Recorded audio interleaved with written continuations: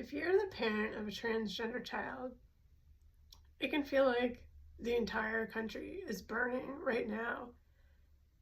Transgender people are being murdered.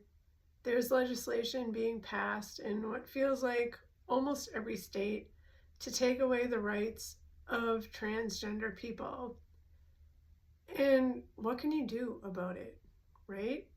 It makes us worry for our families and our children, except worrying doesn't do anything. It just increases the anxiety that we feel and how powerless we feel about what we can do for our families and our children's.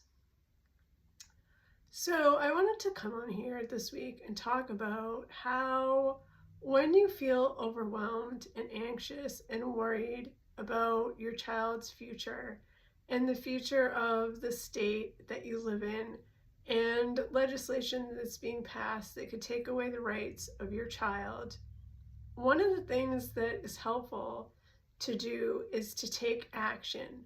Because when we take action, it helps us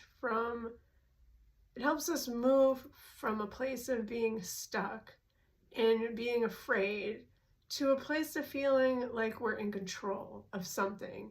And being in control of something helps us to feel like we're able to do something about a situation where we otherwise would feel like we're not able to do anything. And so that action might look like calling your representative or your senator, or writing letters, or getting together with other people to maybe protest if that's something that you feel comfortable doing, or sharing your story so that other people know that there's a situation going on that is impacting your community, so that then they can take action, right? Because sometimes it feels like this whole thing is just burning to the ground and nobody's doing anything. But sometimes people don't know that there's situations going on because it doesn't impact them and their families. And so people only take action when it's something that directly relates to them. And if they're not a parent of a transgender child, they may not know, or they're just not paying enough attention. And so when you start sharing about how this is a situation impacting you and your family, and suddenly you're somebody that they know and care about, then they're like, oh, well, what's something I can do about that then? And then they can call or write to their legislatures also.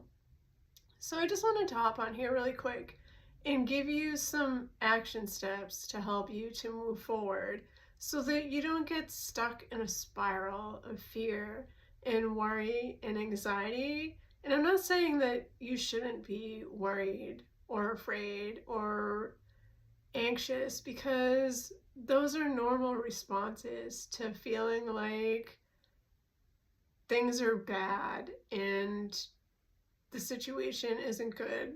But there's a normal amount of those kind of feelings, and then there's getting stuck in like a spiral of just constant worry and fear and anxiety, and then not being able to move out of it or being able to move forward.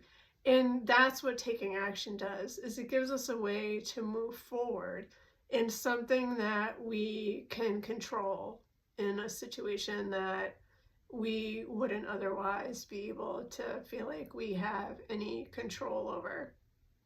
So that's all I really have to say this week, and we'll talk more next week. Okay, bye.